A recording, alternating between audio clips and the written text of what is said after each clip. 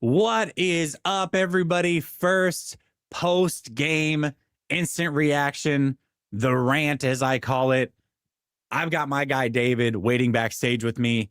I don't normally start the show like this, but I am going to pat myself on the back in the biggest way right now. That's right. I am a total jerk off, but check this out. You guys need to see this. What's up, David? How you doing, brother? I'm doing great, man. All right, listen, this was on Wednesday. This is the prediction of how the game was going to go. Listen to this, everybody. I think this is going to be a major defensive battle. I have it 17-16 49ers. I see a scenario where the Seahawks have the ball. They have a chance to win. All they need is a field goal, and Bosa gets a strip sack to end this thing. So that's the way. Did I call it? Or did I call it? Are you kidding me, dude? I cannot believe that is actually how that game ended. David, let me get you on stage here.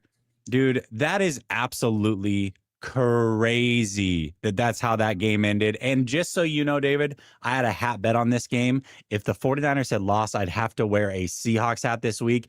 I'm not wearing a Seahawks hat, brother. The 49ers won. Yeah, man, that was unreal. I know, hey, I'm going to be in the Tampa game with Jesse week 6. Are there casinos in Tampa that I can go with you so that I can win a lot of money? Because that was an amazing prediction. I don't even know. Like, that is the most obscure thing that could have happened, and it happened. I don't know, man. There's so much to talk about. I haven't even hit the intro yet. I'm not even going to hit the intro. It is what it is. We got to get into this thing. What a crazy game. There's so much to talk about. It feels like there was 3 different games that were played, because early on it's like quarter 1 happens, you think you have a feel for the game, then quarter 2 happens. There were so many ebbs and flows to how this thing went. And for a week 1 game, talk about sitting on the edge of your seat. Oh yeah, absolutely crazy, brother. Yeah, and I think that it's one of those games where week 1 could be weird everywhere in the NFL, and you watch that whole game and you never felt comfortable at all. I mean, you were barely. Yeah. In fact, I'm trying to think about when was the first time that the 49ers, I'm trying to remember the lead exchanges, but even when it was close, even when it was tight, you just felt like, man, this game is tight. It's going to come down to the wire. And so to win in the way that they did in a game that in a week that oftentimes can be sloppy for a lot of teams, you'll take it, because neither of these teams were at their best today. And the Niners, plus on the road in division, you can't overstate how big that is. No, you absolutely can't. And like you said, a win's a win. And this is exactly what I thought was going to happen this season, is that the 49ers are not that team that they used to be, where they're just going to come in and steamroll teams. They needed to learn to win close games. Was it perfect? No, but this is exactly what this team needs, not just for this year, but really going forward. Like, if this team's going to be successful going forward, they have to understand they're not going to be juggernauts year in and year out. Most teams have to figure out how to win close games. Yep. The 49ers, I believe that is a skill set that they have not mastered, because they really haven't been in those scenarios often. They're going to be in that scenario a lot this year. Boxes checked, game 1. That's exactly what they got. And no, it wasn't perfect, but we'll take it. We'll absolutely take it. 100%. All right, brother, let's not bury the lead, though, because not all was sunshine and rainbows. That's for sure. Shout out to the chat, by the way. Oh, I see Steve-O. This is perfect. God, I feel like I'm just like God's gracing me with comebacks already. I remember when Steve-O last week told me that I was making too big of a deal of the Jake Moody situation, and I would love to know his thoughts now. But by the way, Steve-O, one of my favorite guys in the chat, he and we might be brothers from a different mother, because we bicker like cats and dogs on this thing. But he's not the only one. I had a lot of people saying, "Oh, you're so negative and moody, this and moody." I would love to know everybody's feelings now, but really, David, I would love to know your feelings about this whole thing. What are your thoughts on what happened with Jake Moody today? Listen, I don't really have anything profound to say about this that we haven't already said in a very simple manner before. From our live draft show 2 years ago, or the drafts, it started with the draft selection. It's gone through front running and training camp to then having horrific mishaps throughout the regular season. And it goes back into preseason missing kicks again. Oh, then he gets back on it goes through David Lombardi tweeting through it and saying that he'll be accepting our apologies. But the thing about Jake Moody is I'm pro player, but I'm also about holding players accountable. But let's be real. The kicker is one of those positions, man, where you don't get asked to get drafted in the third round. The 49ers put that type of confidence in you and that type of pressure. You better be able to handle it. But I put that on the front office. I put that on Kyle for sticking with him, even when they brought in kickers with competition, even when we had reports that the kickers that came in with competition were doing just as well, who are veteran kickers, but there are veteran kickers available on the market. So again, if you watch the game, Greg Olsen isn't one of the best there is as a commentator, but I will say this. Very early on, Greg and Chris Myers were consistently basically saying these guys can't kick a field goal. We got in the game late in the fourth quarter, down 3 points. Okay. And we are inside a 40-yard field goal. And the Niners go for it on 4th and 2. I'm all about going for it on 4th and short, but 4th and 2, when it was kind of dicey at that situation, you've got to be able to trust your defense who played well today and kick a chip shot field goal to tie it up. We're not talking about 4th and 1 at the 1 yard line. We're talking about 4th and 2 at like the 13, right? Like, this has got to be something where you go in to convert. And the fact that you're in that spot now where you can't trust the kicker, it is in his head. Well, he made a 36-yard field goal, so his mind's right. There's no way. This is going to trail Jake Moody, and it's going to rear its ugly head again.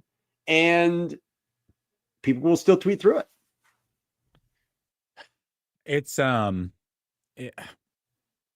this point, like, I can't even blame Jake Moody. Like, that's the thing is I'm not even upset at Jake Moody. Like, he is who he is, but Kyle has made the decision to keep this guy on the team for whatever reason. It makes no sense to me. None. Well, and what's confusing to me is, and I know people kind of felt like I was spamming this a little bit and thinking like I'm perseverating or obsessing on a certain dynamic within the front office, but they bring in Brant Boyer as a special teams coach. They fire Schneider. They bring in Boyer. He's Mr. Football guy. He's, he's got a dip in. He looks like he's going to put his head through a brick wall, right? They give him the rights to take a player in the 7th round, an FCS receiver who doesn't make the team. Okay. You'd think you'd be giving him some more, I don't know, control over what kicker's in the building. They trade for Sky Moore. They do all these other different things. They try to revamp. They bring in safeties that they feel like are going to have utility on special teams, but they stick with Moody in a team that doesn't always play draft slot politics. So that's what I'm confused with. Right? Because Jake Moody, we could talk about Moody, but special teams as a whole was not good today. The second one wasn't on Moody. It just got blocked. Nothing he could do. Muff punt by a guy that you trade for to exclusively be a punt returner to replace the guy that you drafted in the 7th round, who the special teams coach selected. They got to win today, and we're going to talk about some positives too. But boy, you cannot help but think that, particularly in special teams, there are a lot of bullets dodged. Absolutely. Corey says that Grant said close, low-score game and a strip sack Bosa to win. That's literally what I said on Tuesday, and then I said it again here on Wednesday. So if he said it too, that's absolutely crazy that we both thought that was going to be the case. I'm going to text Grant on that because I think he stole your. I think he was watching Last Second Sports. He wasn't co-hosting, but yeah, I mean, I said it on Tuesday on the Roundtable show. But I would guarantee he wasn't watching that. So who knows? It's either way, man. If that's what he said too, then somebody fed us some divine intervention because that's exactly what the heck just happened. That's absolutely insane.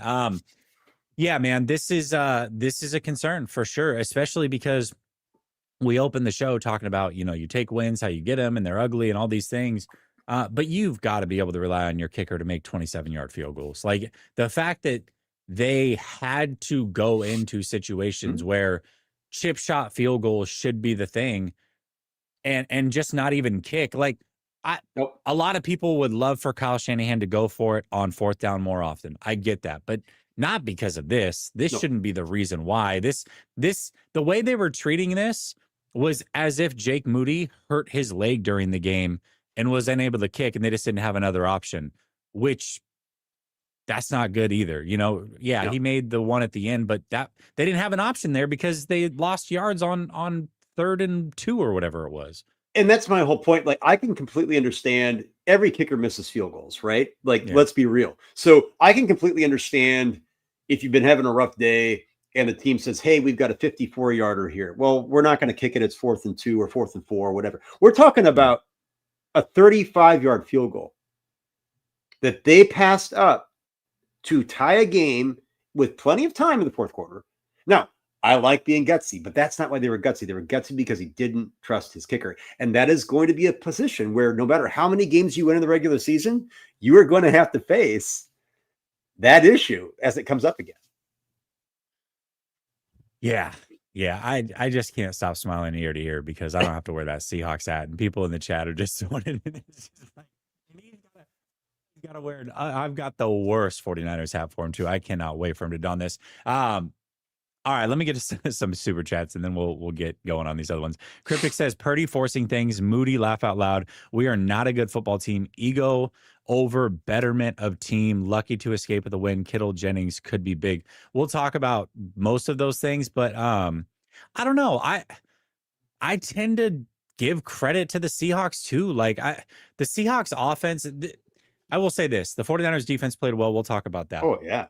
But their offense, Seattle's offense, I don't know if that's because Seattle's offense is out of whack and, you got a new quarterback and receiving core and coach. There's a lot of movement there, but the defense is legit. Oh. And the 49ers found a way to score enough to win. Like Seattle was a 10-win team last year. And I think that they're actually better top to bottom on this roster and coaching staff than they were last year. Now, that doesn't mean they get to 10 wins, but this isn't a slouch team that the 49ers went out and beat at all, especially with some of the things they have going on. So I tend to look at it and say, yeah, it wasn't great, but you do have to give Seattle credit. Like those players get paid as well, right? Yes, and I was guilty of being a prisoner of the moment. Sometimes, we all are when we're watching the game, we're live tweeting, you see something. And I did feel like the Seahawks defense was doing very well. Their run defense, though, I was like, oh, man, this is becoming Swiss cheese. Well, then I really look back. When I watch the All-22, if you really look at that, I got caught in moments where it's like you might have busted off a run of 8 or 9 yards. But you're looking at 3.3 yards a carry for the 49ers. CMC, 22 carries for 69 yards, 3.1 yards a carry. Yards per play today, the Niners barely averaged 5 yards a play. But the Seahawks defense came to play. And by the way, we're going to talk about this. They had opportunity. Well, there's one player that had a couple opportunities, right? That would have really made the Seahawks defense look well. That would have put a W on the board for them. So this is a tough place to play on the road. This is a good team without a good quarterback. We'll talk about that later too. But the Niners were playing a good defense. The Niners were playing a pretty decent secondary and a good linebacking core. Ernest Jones showed up. They found a way to do it. Yeah, absolutely. Absolutely. Samir says, saddest W as far as I can remember. Hey, you take them week 1, man, new teams. That's week 1 in the NFL is the craziest week, the craziest week. If you can get out of it with a win, then you have to accept it. I get it, but this season is so young. Trends are not trends yet. It's just you figure out a way to win and you move forward. It doesn't, listen, David and I are going to criticize a lot. But at the same time, we're very, very happy with the win, and I think most people should be. Old Fogey says, new member, appreciate that, brother. Thank you, Old Fogey. Dangerous Dave says, 1 month. Bosa, baby. Darnold is still Darnold. Mm-hmm. Yeah. Shady Luke says, feel like the Niners kind of just made it out of that game, for sure. Ricky was good, though. Can we shout out, actually, the MVP of that game was Reek Woolen, who absolutely sold on that play right there, where the throw was as good as it could have been from Purdy, but at the same time, Reek Woolen was in a spot to make a play and possibly pick that. He completely misread it. Then he's the one that got abused by a third-string tight end for the game-winning touchdown. Like, crazy. And he didn't even get abused, so to speak. He's staring it down. And he doesn't have the wherewithal that you're like playing basketball, for instance, right? Positioning for a rebound. Like, it's not, there are 3 defenders there. Reek Woolen merely has to step a half step forward. He wouldn't even have had to jump. He wouldn't even have had to elbow anybody out. But it's like he's in the moment. He's like, there are no other players around me. Like you're in this weird dream. There's a spotlight on you and nobody is there. Like it was just odd. On the play that Ricky Pearsall, he actually was in good coverage. He stopped because he was so comfortable with his recovery speed. But then if he just trails with Ricky, it's right in his breadbasket. Right. And so a great. Hey, I applaud Brock for throwing that ball to Ricky Pearsall. The ball to Tonjes, I know you're trying to win the game. You got to try to win the game, right? Whoo, Daddy, 9 times out of 10 in the NFL, literally 9 times out of 10, that's getting picked off. No, it was. I mean, it was a 50. In fact, my son was watching the game with me. Ravens fan, doesn't really care or whatever. He goes, "Oh my gosh, he just threw another one," and then it was like, "Oh wait, touchdown!" Like, so he even thought it was a pick. So, and I did too. At first, I was like, "Did he really just throw another one?" Dangerous Dave says, Jesse, I said Moody sucks and Brock doesn't earn his pay. 2 interceptions, not good. But for everyone else, Florida's amazing. Jesse, thank you for meeting me. Met Dave on yesterday, actually. Great times. You're awesome. Ready for more ball. Yes, sir, man. Yes, sir. Thank you, Dave. Really appreciate you. I actually gonna end on this super chat. We got a ton more, but this brings us into our next topic. So Samir, appreciate you planted you into the chat to bring this up. He says 3 out of the 4 highest paid cap members visited the tent, and then he gives us the eye emojis. I think this is important to note. Kittle obviously gets hurt, doesn't come back, has a hamstring. We'll see what's going on with him. I would try to rest him. They definitely should be able to beat the Saints without him. So, at the very least, rest him for that game. But Trent Williams goes down, he ends up in the 10 at some point. Fred Warner goes down, he ends up in the 10 at some point. CMC, we know, went into this game with the calf thing enough to get an MRI. He ends up playing a ton. We'll talk about that as well. But this team is very reliant on aging, expensive players. All of them at some point showed up with some sort of scare. All of them got out except for Kittle, but can this team rely on these players all season long? Or is the expectation, and should the expectation be like, hey, these guys are going to miss some time. You're going to have to figure it out game to game.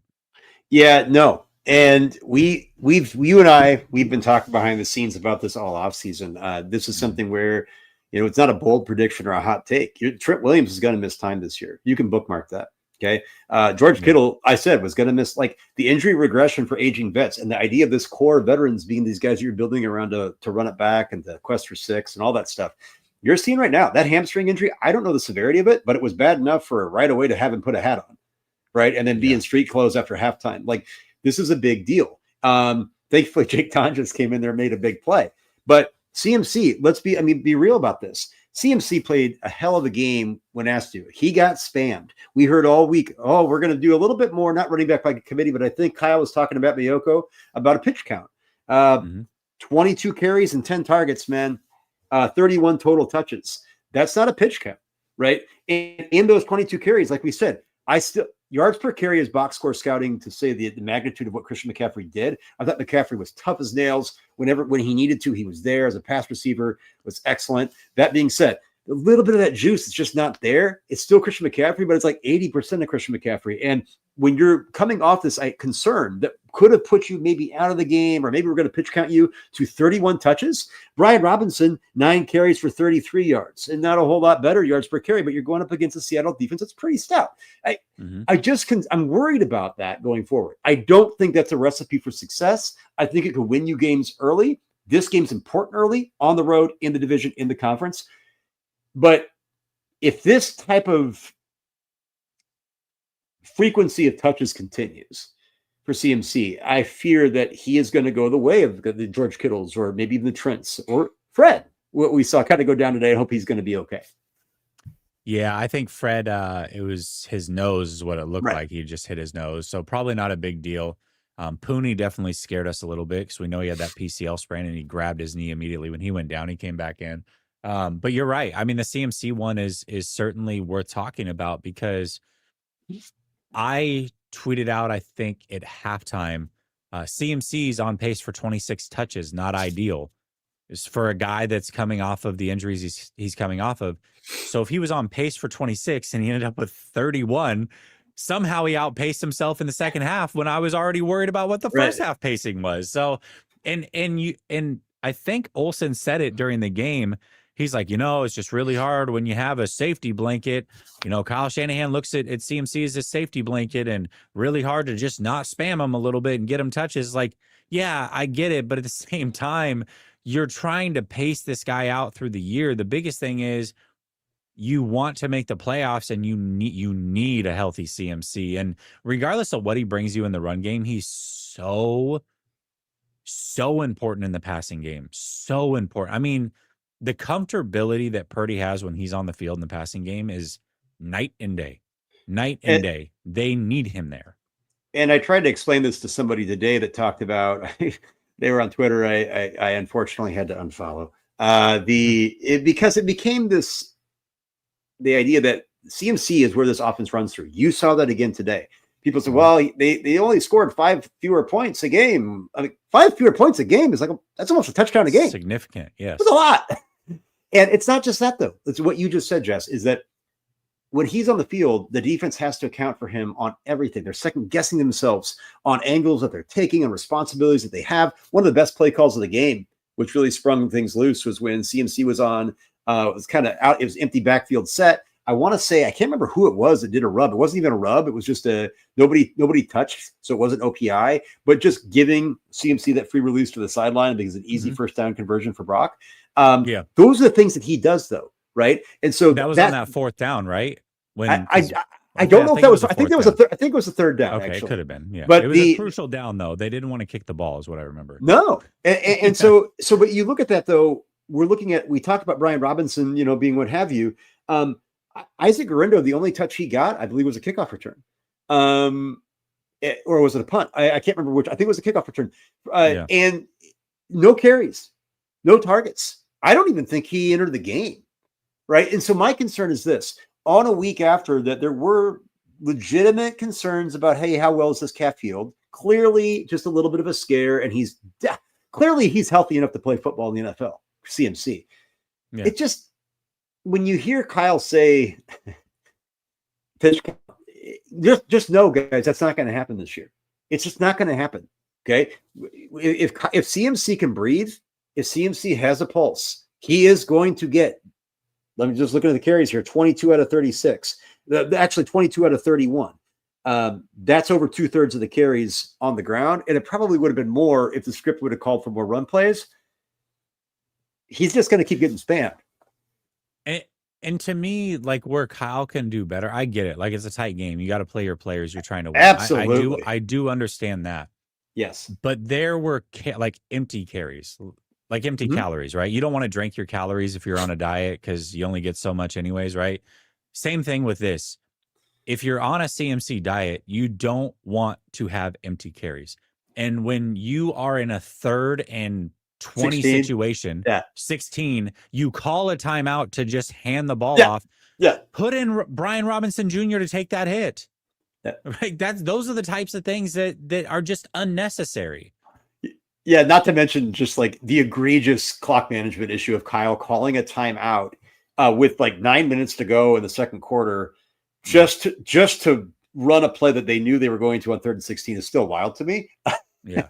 Yeah. But then you're right. Like the empty calories, there were other parts of that during this game. There was other wait a minute. Too, yes. We know that Brian Robinson is great between the tackles, right? Yeah. Now, what we said, CMC having his place on the field obviously makes the defense have to be more aware of what else he could do. We cannot ignore that, right? So it's not as simple as just saying, hey, put Brian Robinson in so that everybody knows you're going between the tackles, so to speak. You don't want that. But it'll be just something to monitor. It didn't look, I know people disagree with us, it didn't look like CMC had the same level of juice today at all. It seemed like when he was getting off the ground, almost every single time there was this kind of like my 43-year-old arthritic knees sometimes if I'm getting off the ground playing football with my son. I'm like, okay, don't want to pull that. Like, it just felt that way.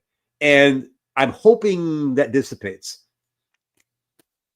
John B says CMC only has 32 touches because Kittle and Jennings went down. That may be true, but at the same time, what are we comfortable with? So he would have had 26? I mean, are we comfortable with 26 a game? because that's what he was on pace for at halftime.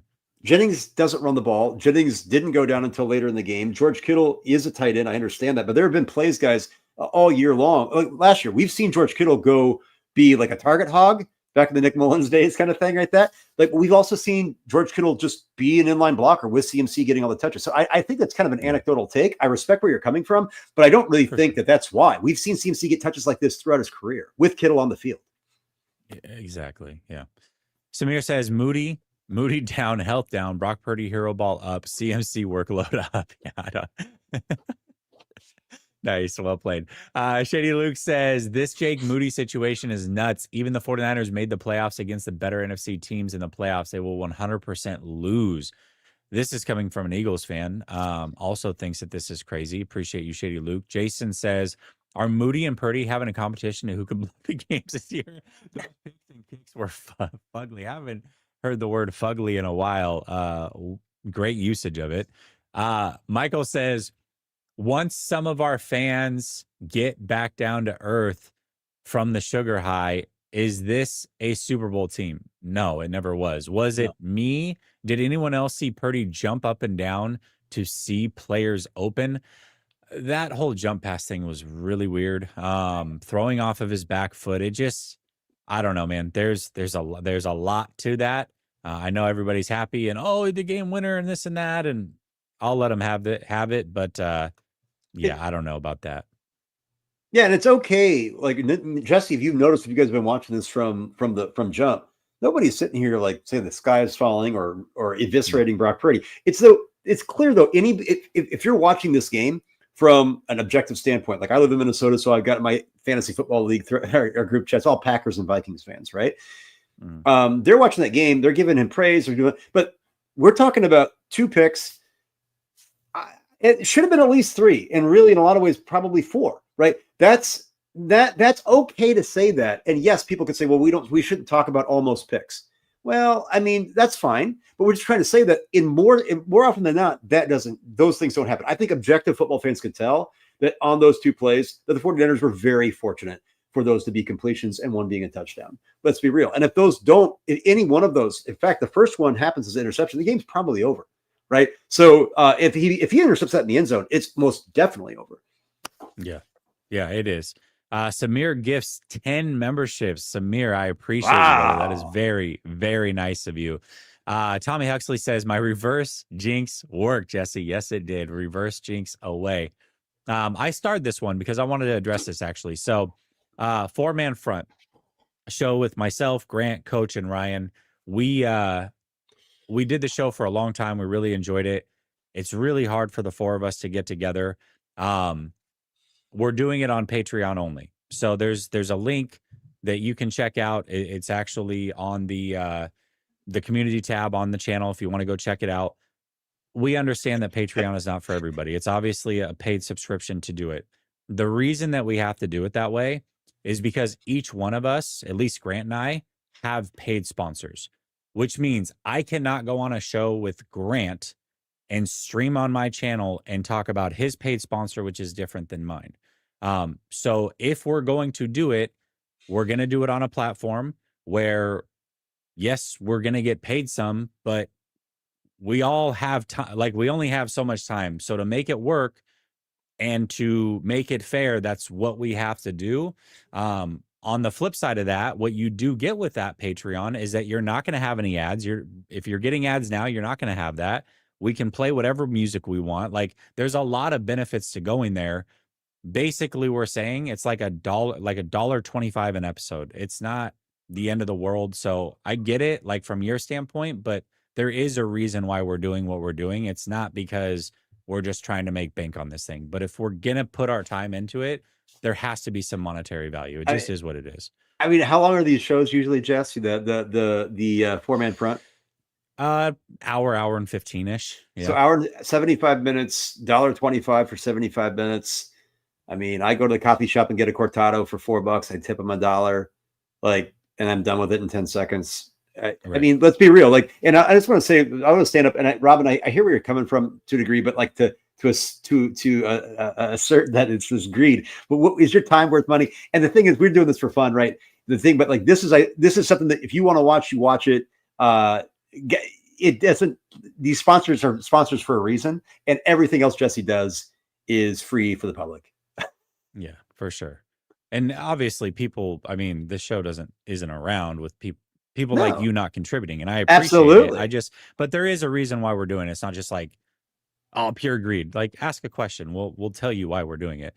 Sean says, you and Grant and it's Isaiah 53, Jesse. Laugh out loud, be blessed. I'm gonna have to check out that verse because you're saying that's why we both came up with it. Larry says, I'm tired of a lot of our fans. We won. Yes, the picks were bad, but having issues, having open receivers, +2 blown field goals, and he pressed needs to be safer, but great win, not pretty, but great. For sure. But I think that there's two different things at play here, Larry. And I appreciate the super chat. One is, yes, we should be very happy with the win.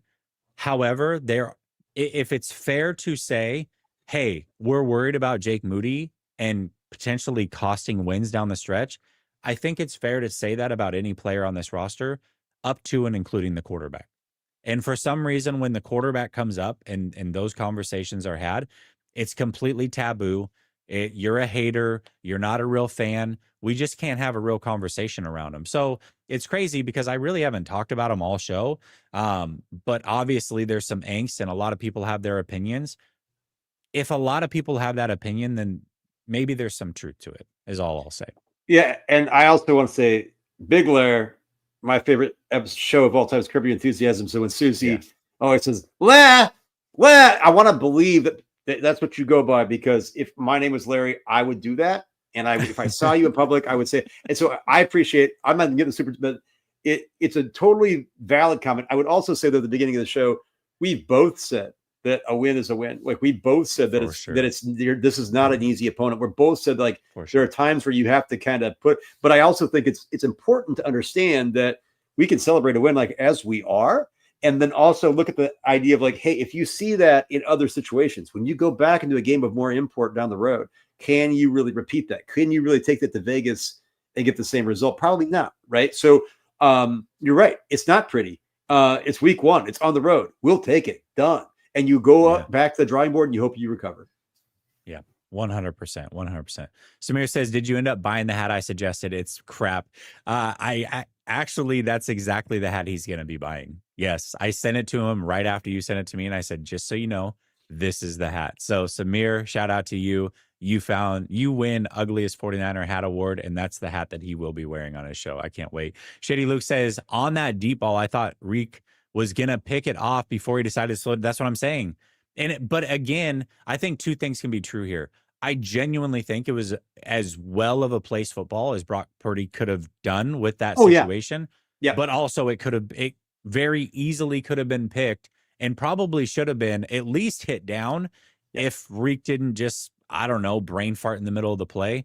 But it worked out, and it doesn't matter. I mean, ultimately they won the game. If that ball had been batted down or picked, I'd have been like, yeah, he threw 3 picks, but like, what else do you do in that situation? You could only place it in one spot. He tried and it didn't get away with it. Like, kudos to him for taking the shot, and it worked out in this scenario. Jerry says Woolen gave the Niners a game. Yes, he was the MVP for sure. If I'm giving MVPs, actually, I want to talk to you about the next topic, and I didn't give this one to you, but I do think that it is important. What players do you want to give some kudos to in this game? Because I do think that there was some certain standouts here that are worth talking about. Obviously, you know, we're going to sit up here in a win and be pissed at Moody and whatever else. But man, there are some players that deserve some shout outs. I'll give one. I think there's some pretty obvious ones, but I'll give one here. D Winters, man. D Winters, listen, they've actively tried to replace D Winters about 1 million times over. They're really trying to move on from D Winters, or at least have him not be the guy. But he keeps just improving offseason after offseason after offseason. And one thing that we saw very early from D Winters in his career is that the aggression, that hair on fire style of play that Dre Greenlaw brings, D Winters also has that. Now it's hard to put that and bottle it up and figure out when to go crazy versus over pursuing and missing tackles. And you got to learn to play with that. And I think last year specifically, we saw that he wasn't ready to play with that aggression. He was just over aggressive, would miss tackles, would over pursue pretty regularly. That is not the case, or at least was not the case today. I thought he stood up in a pretty big way in some big spots on run defense, when early on the run defense was pretty putrid. And even later in the game, there was times where it was that. But D. Winters brought the extra juice, maybe not to the level that Greenlaw did. Too early for that. Greenlaw's a fantastic player, but I can see a scenario where Winters can easily fill that role going forward and do a pretty good job. What do you think about Winters, and then just anybody else that you want to give kudos to? Yeah, and particularly within the context of Nick Martin, your third round linebacker, who was everybody was saying was going to come in and be Greenlaw's replacement, who's a healthy scratch today because he can't play special teams, right? So to have D. Winters come in, Curtis Robinson's kind of the journeyman, kind of gets elevated, have him come in and play like the way that he did. I love that. Other guys that I would say, the run defense. At the beginning of the game, the run defense was not looking great, right? It was like, okay, here we go. However, they really started to tighten up. I mean, that was a great sign. And I look at guys like Sam Ukwananu, not only has the forced fumble, right? Marcus Siegel, kind of all over the field, in the backfield, Johnny on the spot, but darts in there with the wherewithal to go recover that fumble. Play well in special teams as well. The other player I'd like to say, Renardo Green. Well, there was a play at the end of the game where JSN, they were in coverage and JSN beats him with a nice throw by Sam Darnold. That happens, right? But the series before that, Renardo Green's right there on another pretty darn good throw, a little bit underthrown, but that's pretty nitpicky. And to have Renardo go up there, contest it, strip it out, and it ends up being a punt. So those were things that I took away from it. I would say just offensively too. I really do. I know it sounds like an easy one to say. CMC, whether people agree with it or not, is not feeling 100%. And to have him come out here and get the volume that he did and just continue to go out there, it's just like, what more can you say about a player like that? He's tough as nails. He cares so much. He wants to be the guy for this team so much. And, kudos to him. Ricky Pearsall as well. I felt like I need to go back and watch the All-22 to see the separation. There was a comment about receivers not getting separation. I don't know if I really saw that necessarily, but it's hard to say that when you don't get that coach's view. Sure. So we'll go back and look at that. But to have Ricky go out there, a very efficient 4 catches for 104 yards, I think it was like something like that, like 27 yards a catch, big time. Yeah, absolutely big time. And yeah, Ricky deserves some kudos as well. And Tonjes, I mean, made multiple big plays down the stretch. I mean, absolutely crucial with Kittle out. I think there's a lot. Oh, I think Siegel and Stout, it didn't start out great for Stout. He had the penalty, and then he totally turned it on, had a big tip pass later in the game. And, these guys are going to go through growing pains. It's a very young defense. We can talk about that overall. I think for a young defense that we know is going to take some of their lumps, man, kudos to Robert Saleh. Kudos to those young players that some made mistakes and stuck around. I was very impressed with the defense today. And again, a lot of it could be Sam Darnold, new quarterback, new offensive coordinator, new wide receiver core. Certainly. We'll see what Seattle ends up being. But in particular, the way that they held up at times in that game, I mean, Kenneth Walker was bagged, absolutely bagged in that game. He was a non-factor, and he's a good player. And running behind a much improved offensive line, I was very impressed overall with what the defense did. I mean, they did more than enough to win that game. And I was praying that the game wasn't given up on that final drive, because that would have been the story. Like, oh, the defense, the offense gave him a lead and the defense couldn't hold. I could hear it now. I could already hear it. So the fact that they came away with that win allows us to fully give credit to that defense, because people wouldn't have wanted to hear it if the 49ers had lost that game on the final drive. 100% agree. Yeah. I mean, it's just, it was phenomenal to talk about. All right, let's, I'm going to transition here real quick. I am actually, let me make this a little bit bigger. And there we go. Do that. I don't understand why this thing wants to be so small here. Okay, perfect. We're in. We're in. All right. Sponsor is Sleeper. Sleeper is, for my money, the number one fantasy app around. So if you're just a fantasy football player, daily fantasy, yearly fantasy, they're certainly the way to go. But it's also skill-based ways to win money. And using promo code LSS, you'll get a 100% deposit match of up to $100. Had a couple people reach out and already give them that. So shout out to you guys that are signing up for Sleeper using the promo code. But we got a game tonight, a Sunday night, a big Sunday night game between the Baltimore Ravens and the Buffalo Bills, which could be an early preview for an AFC championship, by the way. I don't know about you. I personally have the Ravens going to the Super Bowl this year. We'll see if that comes to fruition. But with that being said, we might as well try to win a little dough here. So we're for sure taking Josh Allen to throw for at least one passing yard. I mean, I know he's not very good, but I think we'll take that free pick. I think he can get Don't stop being so bold right off the bat. Too much? Stop. All right, come on now. That's a little too much spice for my Minnesota palate, okay? All right. Fair enough. If you find something you want better, let me know. But I'm going to scroll through these. We'll take 4 total picks. So let's stick with the Buffalo side and see if we can get one more. Cook, anytime touchdown. Should we go more or less on the anytime touchdown there? Or I'll give you one more. Keon Coleman with 2.5 receptions. Which one do you like better? I like to be quite honest, I like the James Cook anytime touchdown for sure. Okay. I think that he's the big extension. I think that people talk about Ray Davis a lot. Stop it.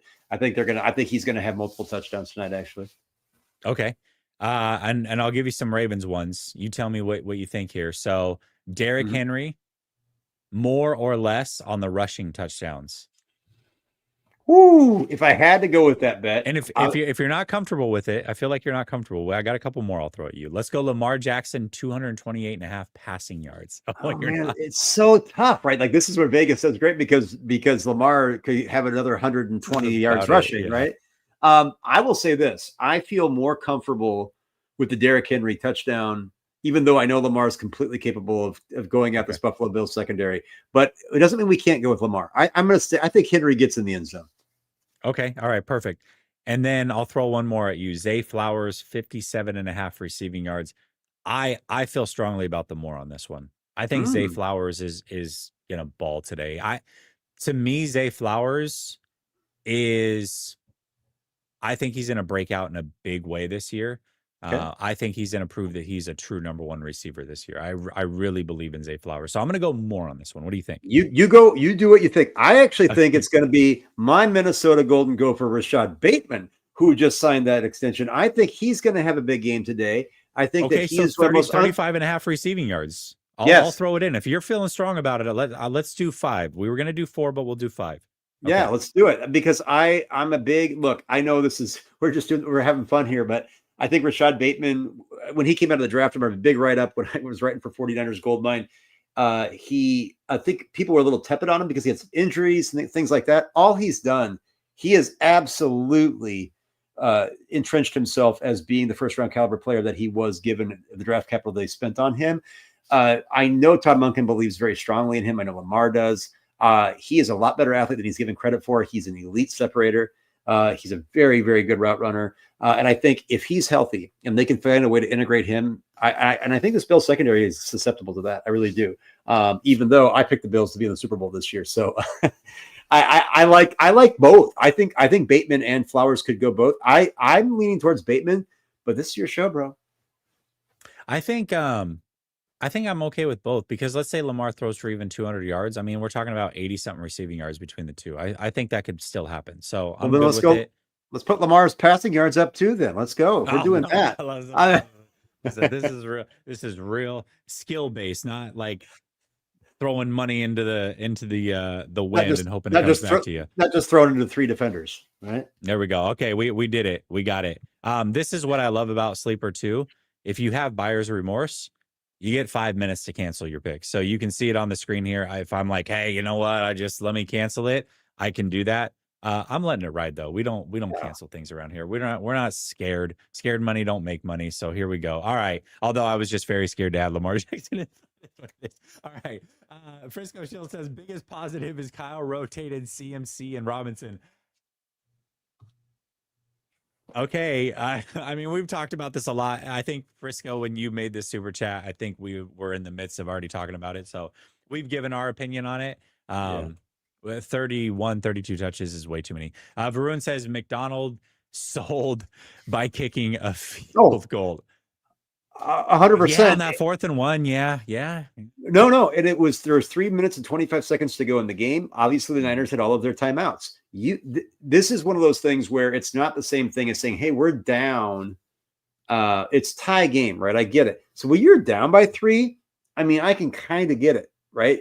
Because you don't have the full slate of time. I don't think they had the full slate of timeouts. I could be wrong. No, I think they did. So I think they were all knotted up at 3 timeouts. So you get that first down. Kyle's not going to call a timeout at 3 minutes and 23 seconds. He's going to let that go. They could have brought that down well under 3 minutes, right? Then Kyle probably starts to go with the timeouts. But then if you get another first down, game's over, right? Even with a 2-minute warning. Yeah. And so those are the type of things that you have to think about. Plus, what happens on the kickoff now? 35-yard line on touchbacks. Like, these are the type of things where you only have a 3-point lead and you're giving the Niners the ball with 3 minutes and 22 seconds left with all their timeouts. It's an eternity.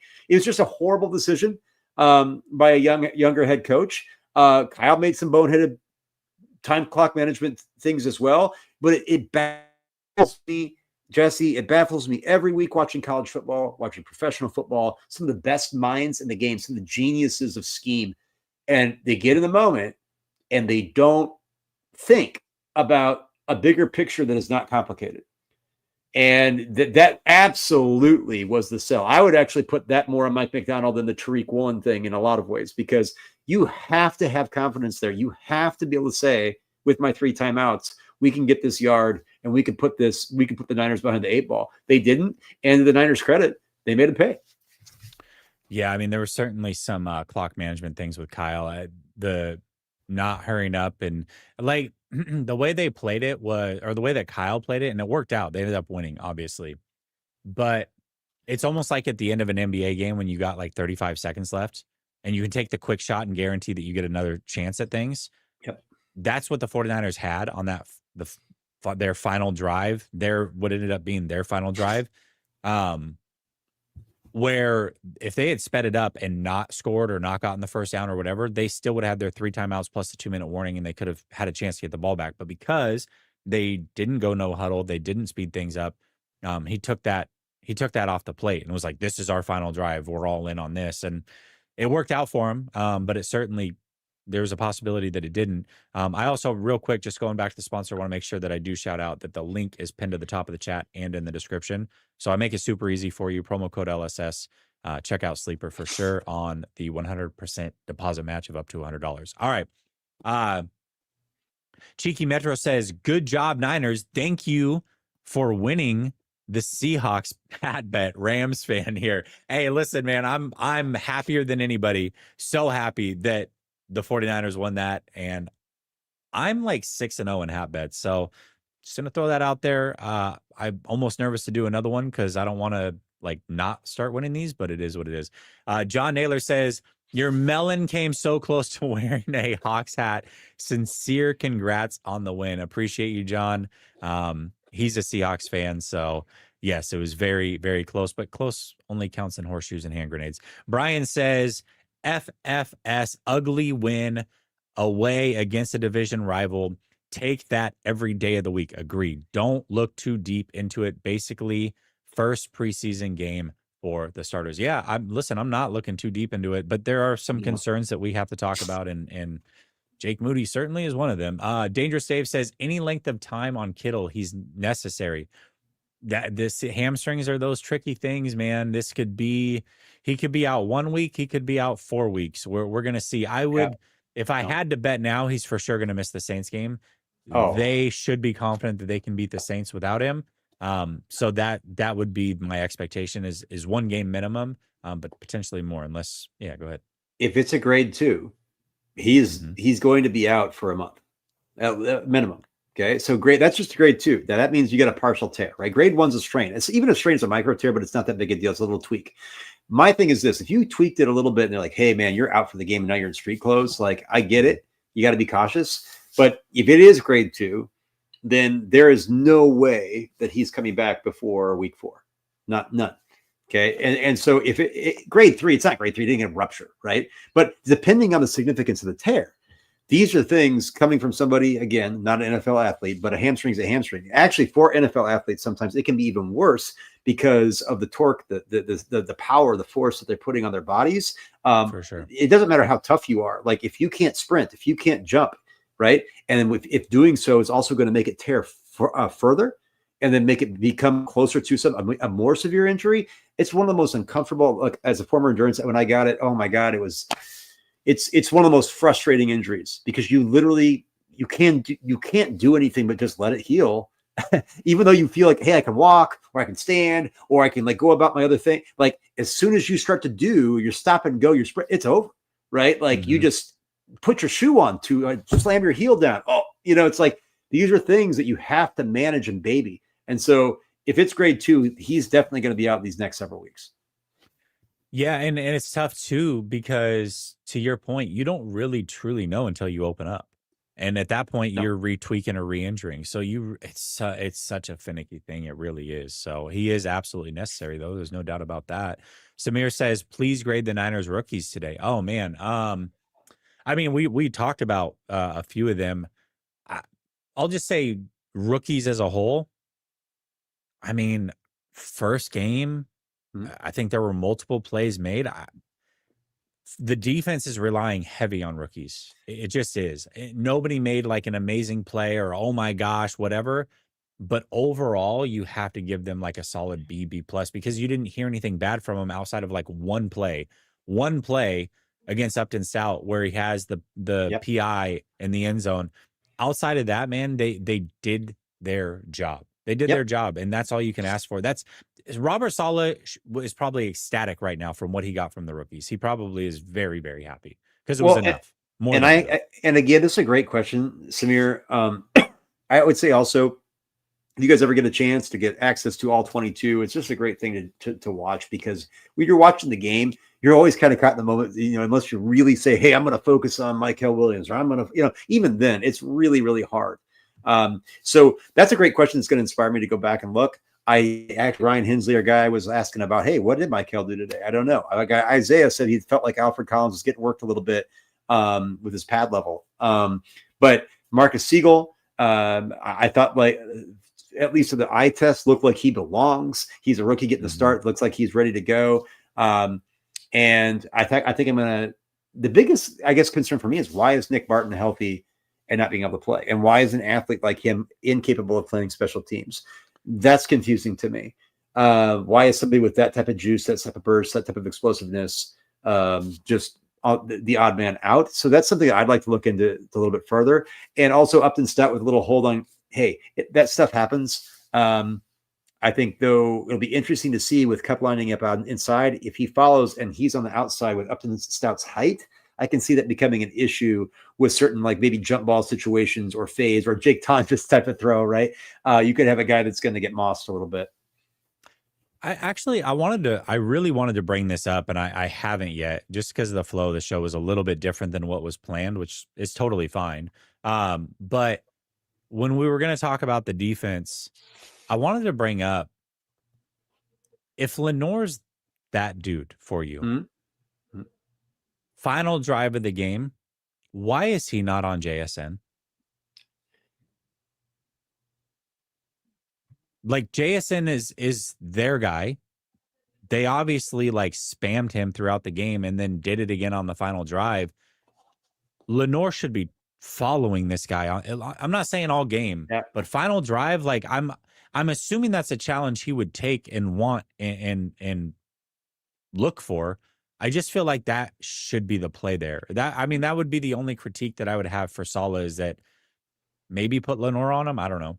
Well, and most of what JSN got was Kubiak using him in lots of different looks, getting him into open space, getting him into holes in the zone. Like there were a couple times where, hey, I'm one-on-one with Renardo, and Renardo 1-1, JSN 1-1. JSN, by the way, is one of the most underrated receivers in the NFL. Very we talked good. about Very this good. week. He's a stud. And but like you said, I like Torrey Horton out of Colorado State. I liked Ricky White out of UNLV, but they don't. Torrey Horton was out there returning punt. That's about it. Like, you didn't hear from other receivers in the Seahawks. Like, this is going to be a problem for them if they're not going to find a creative enough way to integrate those guys. So I felt JSN got his stats. JSN made some big plays. But I think the takeaway that I have, like Jesse talked about, is this defense really pleasantly surprised me in how consistent that they were in. Even if they had a hiccup, they didn't let it keep them down, right? The defense absolutely kept them in this game and is really the reason why it was close. Yeah, absolutely. Completely agree. Dangerous Dave says, have you bought Brandon's Niner hat yet? He's got to buy it. That was the rule. And he knows exactly what to buy. Shout out to Samir for suggesting it. Dangerous Dave says, shoot, questions answered. Niners win. F Tim Birds. Heck yeah, man. This was awesome. Cryptic says, what do you think about the rest of division? 3-1. Did the Rams end up winning? I didn't see the final score there. 14-9 over the Texans. Yes. I will say this. I did have the Rams on the quad box when I was watching that 49ers game. Matthew Stafford is still Matthew Stafford. And now that he has Devontae Adams, he made the sickest back shoulder throw in that game in a pretty crucial moment. That was, my gosh. Well, so him and Devontae are already on the same page. He was fun, and Puka was in and out of that game with concussion and this and that and whatever. Yeah. Puka got, again, this is, 10 catches, 130 yards. That's not just that's not just volume. That's efficient volume. That's 13 yards a catch, being that guy. 10 catches on 11 targets. Comes back from the concussion scare. Clearly he was fine. 2 concussion scares, actually. Yeah, right. But this is the thing about the Rams. The Texans defense is a good defense. Everybody was talking about the Texans defense was like could be a top 5 defense in the NFL, right? And what do the Rams do at home on a week 1 game that can be kind of funny, like the Niners Seahawks? They win, right? Against a team that a lot of people were looking at like, hey, could this be a contender in Houston, right? Houston's offense, run game is not there, but you got CJ Stroud, right? You've got Nico Collins. Nico Collins, I mean, again, we got to go watch the all-22. Nico Collins, 3 catches for 25 yards on 5 targets, right? Jalen Noel had half the I'm just saying, like, this Rams Noel team played well. Who was the other Iowa State receiver that they? Jaden Higgins.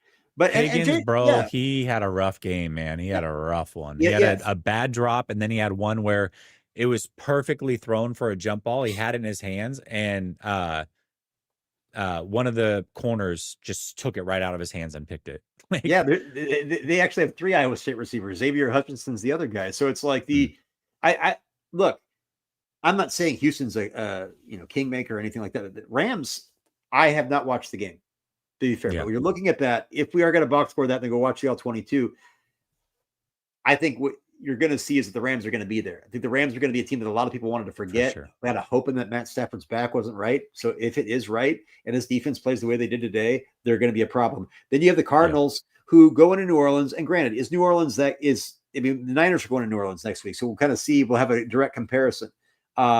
Offensively, didn't look like the Cardinals did a whole lot today at all.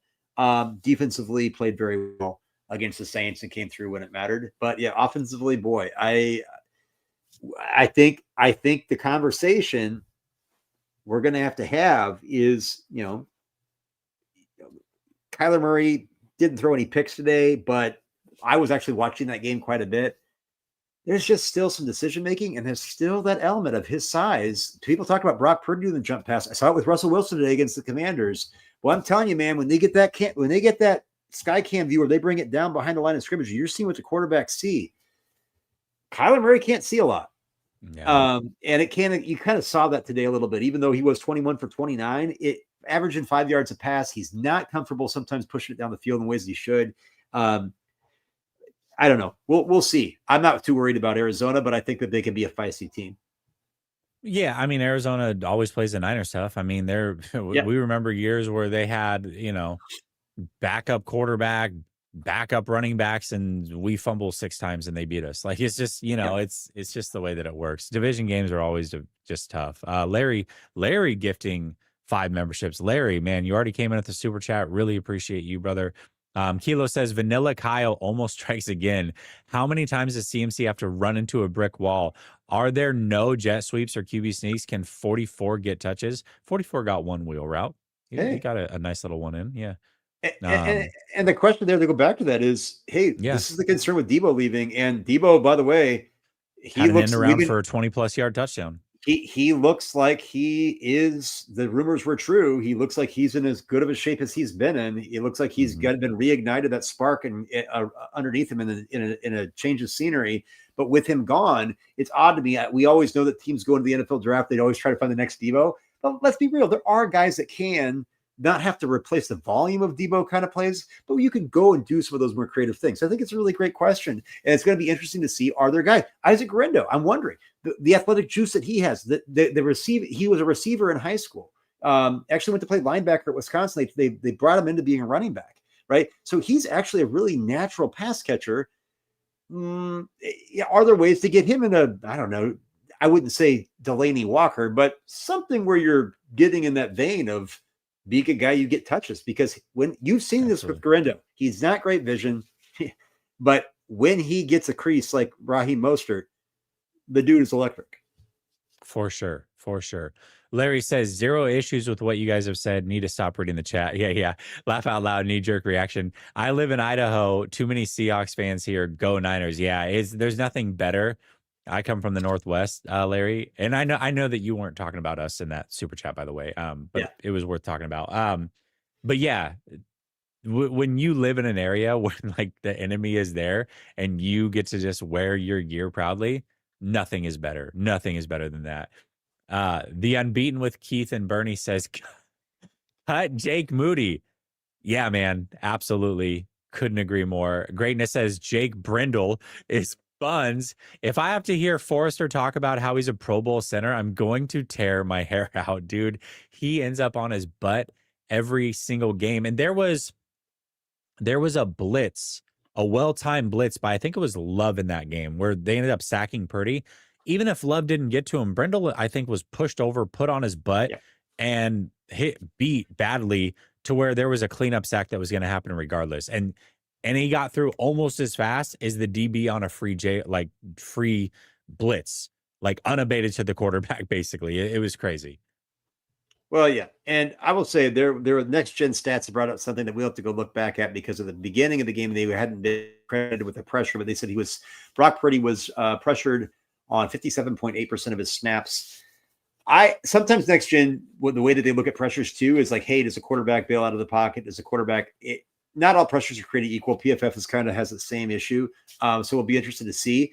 I thought there were a lot of times where Purdy was under duress. I think that some of that was just Mike McDonald dialing up some really good creative blitzes. Well, a couple with Love disguised very well, at least early on in the game. I also thought that Brock Purdy threw from some clean pockets, and even under a little bit of pressure, had time to set his feet and throw. And on those 2 interceptions, those were just things that Brock made bad decisions, right? Combined with a lack of arm strength. So those are things that I think that when we talk about the offensive line, I think it's easy to say that. I also think that I'd like to go back and see what exactly was the pressure. That being said, I'm not a Jake Brindle stan. We've been saying to address this position for years. The 49ers, since Weston Richburg, Kyle has clearly not tried to pursue it, and I don't know if they will. Well, he does say it's the heartbeat of his offense, though. So, I mean, sure. At least he's got that. We've got Paul coming in. He says Kyle's face on that missed field goal said a lot. How likely was that was Moody's last game? No. I'm actually going to pair that with this one, because you guys asked very similar questions here. Samir says, one last Moody question from me. What should the Niners do, and what do you think they will do? They should cut Moody, and they should bring in another kicker. I don't think that happens. No. I think they may bring in a kicker that ends up on the practice squad or so. I don't know. I think Jake Moody's kicking for the 49ers next week, and maybe for the foreseeable future. And as a teacher and a coach, there's like the idea that you talk about the trope of building confidence, right? You don't shit on somebody just because they make mistakes, things like that, blah, blah, blah, blah. the problem with this situation is being a kicker is a pressure situation, and Jake Moody has shown time and time again that he can never get it behind him. He comes into these situations where he's counted on and he fails.